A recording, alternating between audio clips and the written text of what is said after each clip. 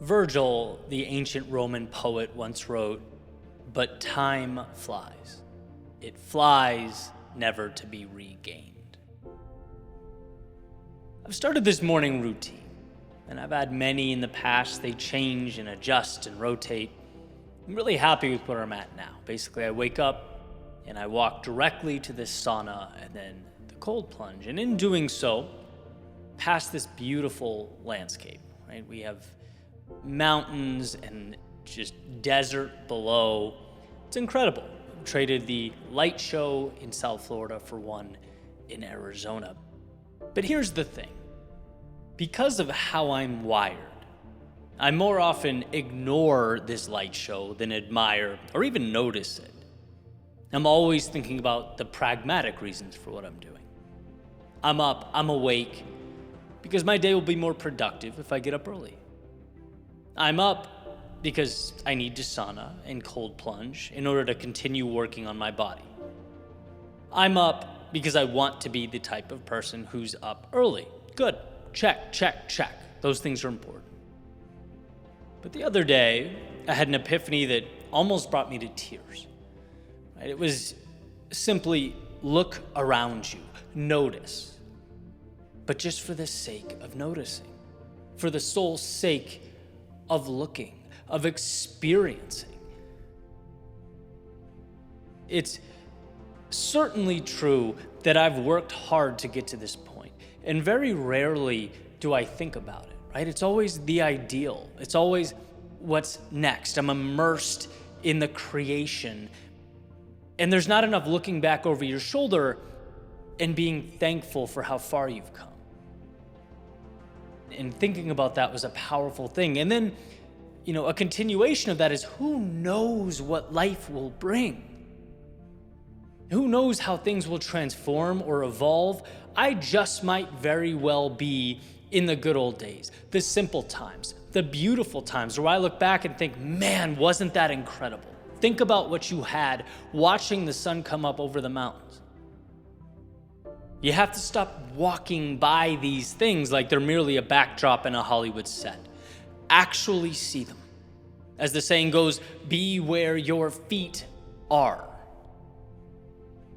And you might listen to this and think, okay, sure, right? But I have things to do. I have stuff to change. I don't have time for that. I have to be moving. And I get it. In fact, I get it all too well. Some days my life feels 90 miles an hour. Writing, speaking, planning, meetings, growing a business. A few businesses, actually. And it's fun, but it's fast. Very fast.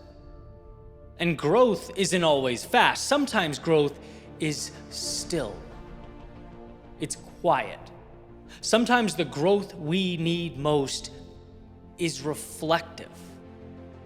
I think sometimes it's gratitude. It's the things we walk by oblivious to their beauty. And I'm stuck on this point because it's what I need in my life currently. It's the yin to my yang. It's the calm to my chaos. I believe it was Darren Hardy's compound effect. That was the first time I heard this. Truly convinced me to utilize the power of gratitude. To create a baseline of abundance and really understand what's meaningful in my life. Turns out it's not social media metrics. It's not revenue. It's not being liked by strangers. What's most important is the stuff I already have. Okay, that is the baseline. The stuff I'm pursuing every day as I grow and I build, that lights me up. It's my purpose. It makes me happy, but it's built on top of the foundation that means the most. And knowing that, to me, it changes what it means to be alive. Because taking the time to watch the sun come up over the mountains or skyline, beach, neighborhood, wherever you are, your backyard, it's a powerful reminder to us. It's like one, that life can be fast and fun and chaotic and invigorating and all these high energy, incredible things. But that's in addition to the stuff that really matters, right? Who you are and what's meaningful to you. In my opinion, that's not minor detail. You lose a loved one, everything stops, at least temporarily. You lose your health, everything stops, at least temporarily. Why?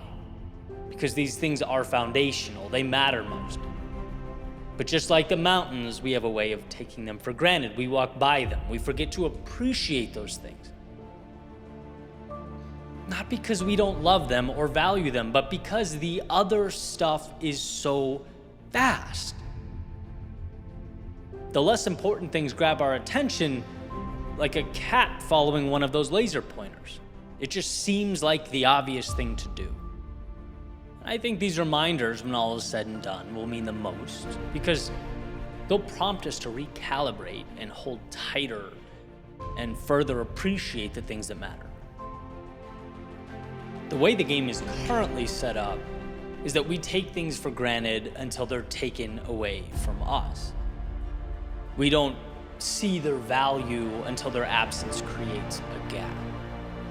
Then we feel the pain.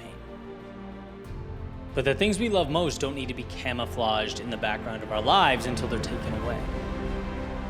Let's see the world as it really is. Let's stop walking past the things that matter. This creates a sense of self-worth and contentment and fulfillment that we can build on top of. It's like, yeah, I'll go build my business and I'll take the risks and I'll push those boundaries because of how lucky I am to have the opportunity. I'm not bound by any outcomes here because the essentials are checked, because I've already arrived. To me, that provides the freedom to evolve. Not out of a sense of lack, but rather because the world is so abundant and beautiful and inviting. Because there's so much value within you that it would be crazy not to share it with the world. And when things don't go the way you want them to, it puts your suboptimal outcome into perspective. Life changes when you navigate the world with a framework of abundance. When you're not seeking contentment, but building on an already existing foundation of contentment. The day is yours, the world is yours, and that makes the intricacies mere details in a gift you're already living. Time will never be regained, so cherish it. Value it. See each passing second as a chance to cash in that lottery ticket you already have. Not as an obligation or a requirement, but a miracle long in mind.